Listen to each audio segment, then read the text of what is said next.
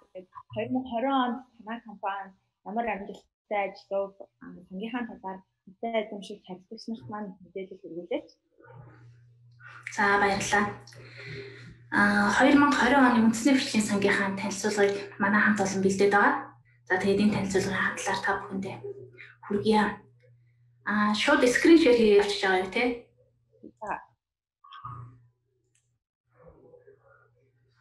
За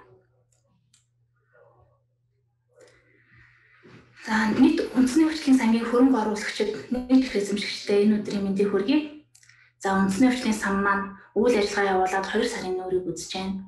За хэдийгээр богино хугацаач гэсэн бид маш ололт амжилттай ажиллаа. Хөрөнгө оруулагчтай үнэхээр өндөр өгөөчтэй хөрөнгө оруулалтуудыг хийж ажиллаж чадлаа. За тэгээд энэ талаар мэдээлэл хүргэх болсондоо их баяртай байна. Сан маань 2020 оны 10 сарын 30-нд санхүүгийн зохицуулах орноос зөвшөөрөл авч үйл ажиллагаа явуулж эхэлсэн байгаа. За үндэсний хөгжлийн сан маань хамгийн гол том онцлог бол Монголын хамгийн анхны хамтын хөрөнгө оруулалтын сан гэдгээр онцлогтой байгаа. За тэгээд хөрөнгө оруулалтын сан маань 2020 оны 10 сард хөрөнгө оруулагчдаас 4.7 тэрбум төгрөгийг татан төвлөрүүлсэн. Нийтдээ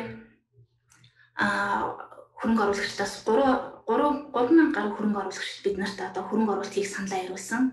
Харамсалтай нь бидний нийлүүлэх нийтийн маань тоо хязгаартай байсан. Бид нэр 2,245 хөрөнгө оруулагчдаас 4,750 сая төгрөгийн хөрөнгө оруулалтыг татаж ажилласан байна. За тэгээд бид нарт ихтгэл хүлээлгсэн хөрөнгө оруулагчдынхаа бид нар итгэлийг үнэхээр сайн дааж ажиллаа. Манай баг хамт олон үнэхээр сайн ажиллаа гэж харж байна. За бид нар хөрөнгө оруулагчдаас жилийн 17.6% өгөөчтэйгээр хөрөнгө оруулалт хийхээр зорж байгаа талаар мэдээлэл хүргүүлж исэн. Анх хөрөнгө оруулалт татахдаа.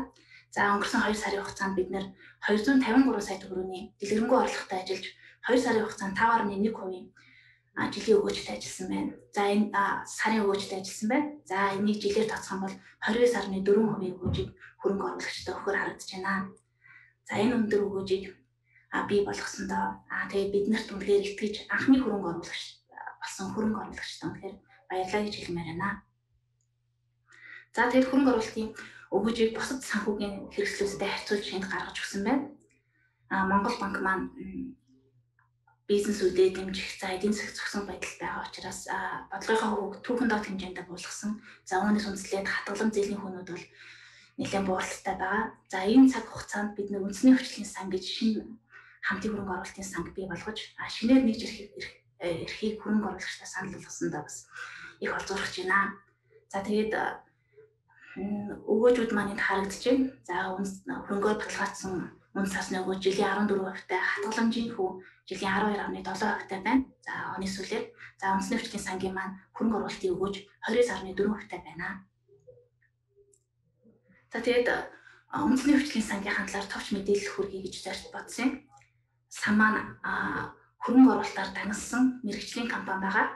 За оновчтой хөрөнгө оруулалтын бодлогыг хэрэгжүүлдэг. За судалгаа шинжилгээнд дээр суурилж хөрөнгө оруулагчдынхаа мөнгийг хөрөнгөний зах зээл илүү өндөр өгөөжтэй зах зээлүүдэд байршуулж хөрөнгө оруулалт хийж ажилладаг компани хөрөнгө оруулалтын сан байна. За бид нэр 2020 оны 10 сард хөрөнгө оруулагчдаас 4.7 тэрбум төгрөг татан төвлөрсөн байгаа. За жилийн эцсийн байдлаар манай хөрөнгө оруулалтын сангийн маань хөрөнгө 5.2 тэрбум төгрөг болсон байна.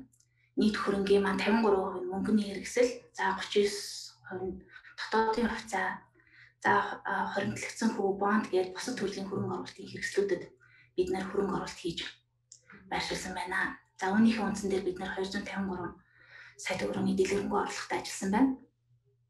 За нийт хувьцааныхаа багцыг энд танилцуулсан байна. Хувьцааны маань багцын 59% нь бол санхүүгийн зах зээлд хөрөнгө оруулалт хийсэн. Нийт 6 компани хувьцаанд бид нэр хөрөнгө оруулалт хийсэн байгаа. За бусад хувьцаануудын хувьд бол за хүнс, тээвэр, хөдөө аж ахуйн салбаруудад илүү төлхөө хөрөнгө оруулалтууд хийж ажилласан байна. За яг энэ хөрөнгө оруулалтын хувь хэмжээгээр манай хөрөнгө оруулагчид нэгж их эзэмшигчид маань хөрөнгө оруулалтын багцаа эзэмшээд явж байгаа. За тэгээд биднэрт хөрөнгө оруулагчид маань маш их итгэл хүлээлгсэн анх 2200 орчим хөрөнгө оруулагчид манаас хөрөнгө оруулалт хийсэн бол за оны эцсийн байдлаар 2400 хувьцаа эзэмшигчд манай хувьцааг эзэмшиж байна. Нийтдээ 200-аар манай хөрөнгө оруулагчдын тоо нэмэгдсэн байна. За хөрөнгө оруулагчид маань хөрөнгө оруулалтын санд хэрхэн хөрөнгө оруулалт хийдэг, хэрхэн өгөөж хүртдэг гэдэг талаар энэ слайдээр тайлбарлаж байна. Хөрөнгө оруулалтын сан маань нэг жирэх гэж цоошин бүтээгдэхүүн гаргасан байгаа. За нэг жирхийг худалдаж авснаар хүмүүс хөрөнгө оруулалтын санд маань хөрөнгө оруулалт хийж байгаа гэсэн үг ээ. За өнгөрсөн 2 сарын хугацаанд нэг жирхих маань 100 төгрөгөөр авах гарч ирсэн бол 2 сарын хугацаанд бол 108 төгрөг болж жилийн цаар үнэ хаагдсан байна. Нийтдээ хөрөнгө оруулагчдад бол 8.6% өгөж зах зээлээс авах боломж байна. За илүү хөрөнгө оруулалт чиглэлээр хөрөнгө оруулагчдаа маань ямар өгөөж бий болсон бэ гэхээр 100 төгрөгөөр гарсан нэг жирэх маань 105 төгрөг болсон байна. Өөрөөр хэлбэл 5.1% өсөлтийг бий болгосон байна. За тэгээд өнгөрсөн 2 сарын хугацаанд бол хөрөнгөний биржээр 321 сая төгрөгийн нэг жирэх арилжаалагдсан байгаа. За энэ нь л хөрөнгө оруулагчид маань үнэхээр сангийн маань нэг жирхийг идэвхтэй сонирхсон. За илүү өгөөж өндөртөө бүтээгдэхүүн эрэлхийж хайсантай холбоотойгоор нэг жирхийн маань үнэ бол тогтвортой өслөө. Арилжаа маань үнэхээр бас өндөр байж чадлаа. За ямар ч гэсэн өнгөрсөн 2 сарын хугацаанд бид нар үйл ажиллагаагаа тайлан бэлдэж та бүхэндээ танилцууллаа. Тэгээд анхаарал хандуулсанд баярлалаа.